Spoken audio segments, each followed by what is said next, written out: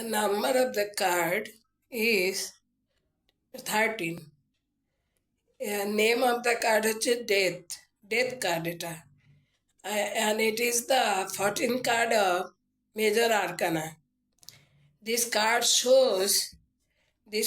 shows everyone needs to face death at some stage, at all ages, no matter how rich, how powerful, how young or beautiful he may be.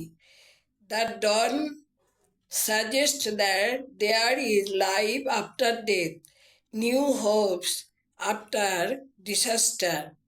It indicates change, end of old and birth of new, rebirth, transformation, destruction of old and birth of new ideas. In a spread of someone about to be married, it could signify the end of their single life, or someone about to be divorced. It could mean end of their marriage. This card does not signify physical death.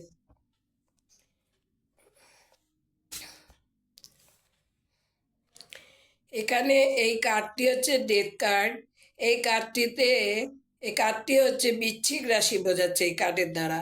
এই কার্ডটিতে একটি কঙ্কাল কালো বর্ম পরে সাদা ঘোড়ায় চেপে আসছে, তার হাতে একটি কালো পতাকা একটি সাদা গোলাপ।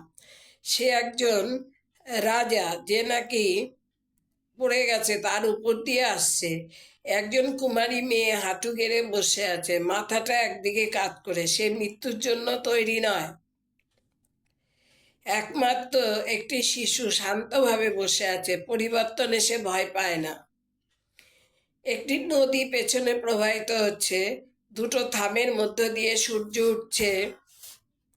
এই কার্ড নির্দেশ করছে একটা সময় পর সবার মৃত্যু হয়। মৃত্যু আমাদের দেহ আত্মাকে শুদ্ধ করে। মৃত্যু ধনী গরিব ক্ষমতাশালী সুন্দর কিছুই দেখে না। ভোর নির্দেশ করছে মৃত্যুর পর জীবন আসে, দুর্যোগের পর নতুন আশা জাগে। এখানে মৃত্যু বলতে সবসময় ফিজিক্যাল ডেথ বোঝায় না। বিশাল অপমান, অর্থকষ্ট, ending of something, new start, যেটা হতেই হবে। এটা একটা কার্মিক কার্ড।